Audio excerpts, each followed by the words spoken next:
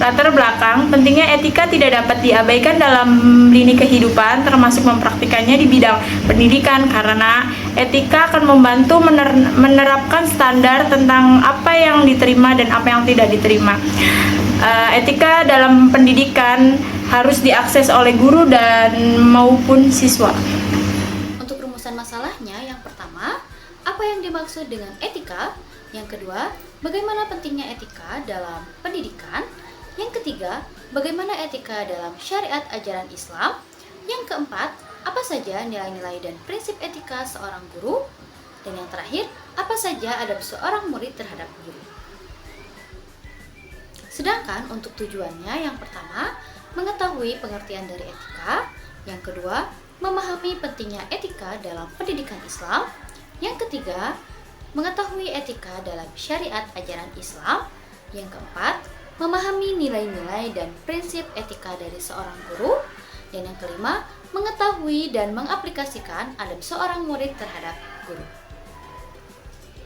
Pengertian etika. Etika secara etimologi berasal dari bahasa Yunani yaitu ethos, yang berarti watak kesusilaan atau adat, identik dengan perkataan moral yang berasal dari kata Latin mos yang dalam bentuk jamaknya mores, yang berarti juga adat atau cara hidup.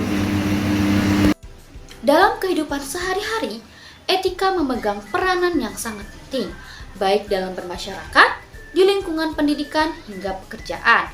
Etika diartikan sebagai disiplin, nilai-nilai, integritas, serta kejujuran di tengah orang lain.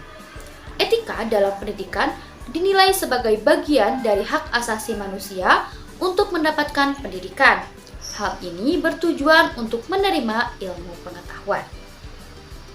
Pendidikan adalah kebutuhan manusia untuk menjalani kehidupan yang bermakna dan berkualitas, seperti yang dapat dipahami dari tujuan pendidikan yang tercantum dalam Undang-Undang Sisdiknas Nomor 20 Tahun 2003, Bab 2 Pasal 3, yang dinyatakan yaitu pendidikan nasional berfungsi mengembangkan kemampuan dan membentuk watak serta peradaban bangsa yang bermartabat dalam rangka mencerdaskan kehidupan bangsa, bertujuan untuk berkembangnya potensi peserta didik agar menjadi manusia yang beriman dan bertakwa kepada Tuhan Yang Maha Esa, berakhlak, sehat, berilmu, cakap, kreatif, mandiri, dan menjadi warga negara yang demokratis dan bertanggung jawab. Etika menurut ajaran Islam. Dalam etika Islam, suatu perbuatan selalu dihubungkan dengan moral soleh atau dosa, dengan pahala atau siksa, dengan surga atau neraka. Etika dalam Islam dapat didefinisikan sebagai berikut. 1. Tuhan merupakan sumber hukum dan sumber moral.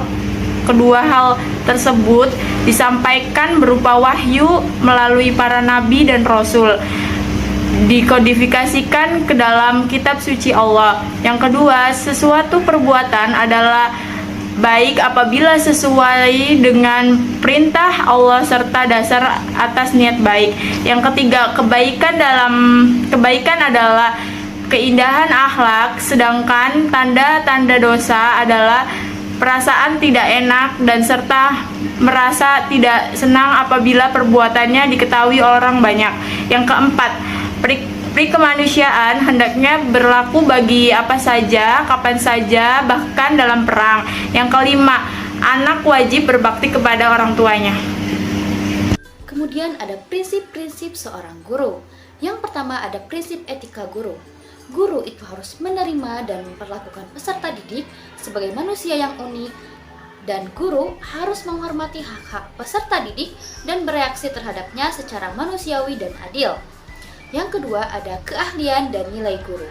Guru harus terus mempertahankan keahlian mereka, memiliki kepekaan khusus untuk mengenali dilema etika yang terlibat dalam pekerjaan mengajar dan kesiapan untuk bertindak secara etis dalam situasi ini.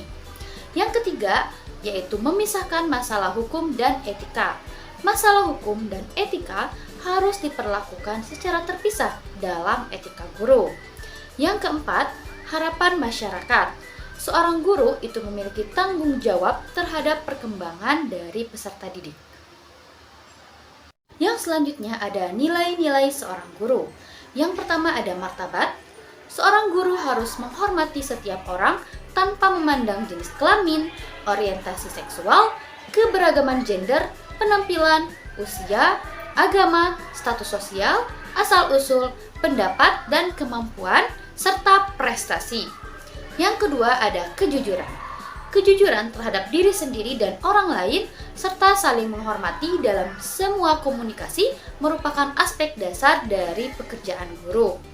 Yang ketiga ada keadilan.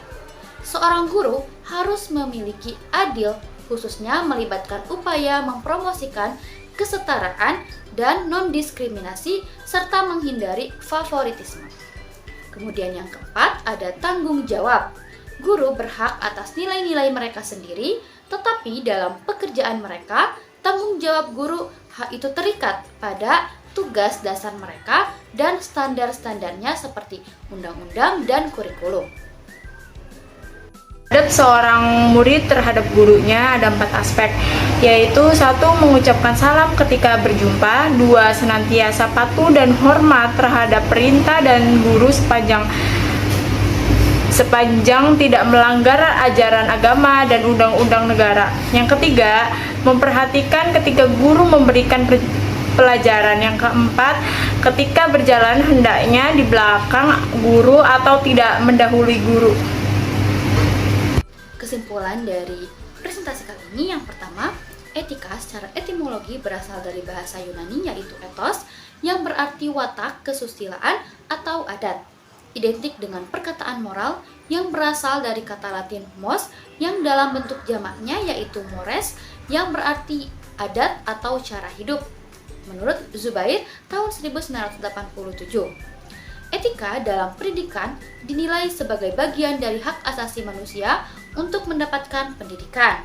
Hal ini bertujuan untuk menerima ilmu pengetahuan. Karakter etika Islam sebagian besar bergantung kepada konsepnya mengenai manusia dalam hubungan dengan Tuhan, dengan dirinya sendiri, dengan alam, dan masyarakat. Inti dari pengajaran dari 4 dasar yaitu martabat, kejujuran, keadilan, dan tanggung jawab serta kebebasan. Guru adalah orang yang telah memberikan ilmu atau pengajaran kepada murid, maka menjadi tanggung jawab murid untuk memuliakan seorang guru.